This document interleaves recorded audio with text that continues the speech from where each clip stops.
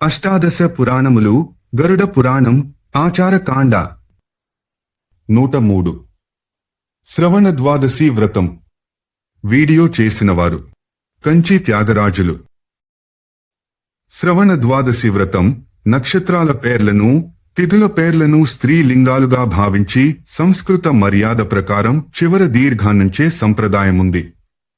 తెలుగులో అవసరం లేదు. పెట్టినా దోషమేమీ కాదు. ప్రాణులకు భోగమును మోక్షాన్ని కూడా కలిగించే వ్రతమిది. ఏకాదశి, ద్వాదశి, శ్రవణ నక్షత్రమీ 3 యోగించిన రోజును విజయతిథి అంటారు.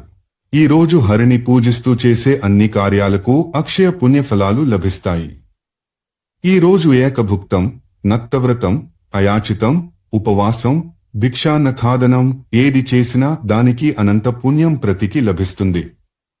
నియమమేమనగా కంచుపాత్ర, తేనె, మాంసం, లోభం, అసత్య భాషణం, వ్యాయామం, మైథునం, పగటి నిద్ర, అంజనం, రాతిపై నూరిన పదార్థాలు వీటన్నిటినీ విసర్జించాలి. పెసర వంటి పప్పుధాన్యాలను విసర్జించాలి. భాద్రపద శుక్ల ద్వాదశి శ్రవణ నక్షత్రం కలిసి ఒకే రోజు పడినప్పుడు అది గొప్ప మహత్తుగల దినమవుతుంది.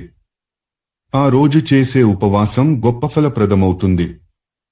ఈ రోజు బుధవారం పడితే నదీ సంగమంలో స్నానం చేసి జపం చేసిన వారికి మహనీయ ఫలాలబ్బుతాయి.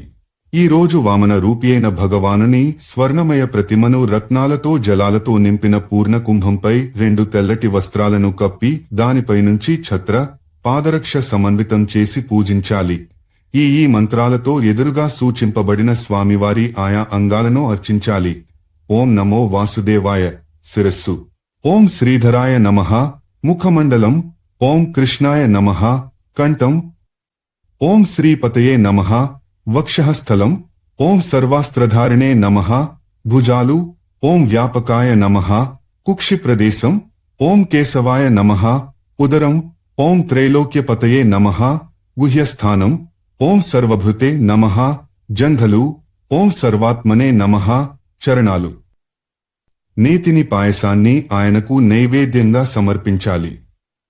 కుంభాలను కుడుములను కూడా నివేదించి రాత్రంతా భజన చేస్తూ జాగరం చేయాలి.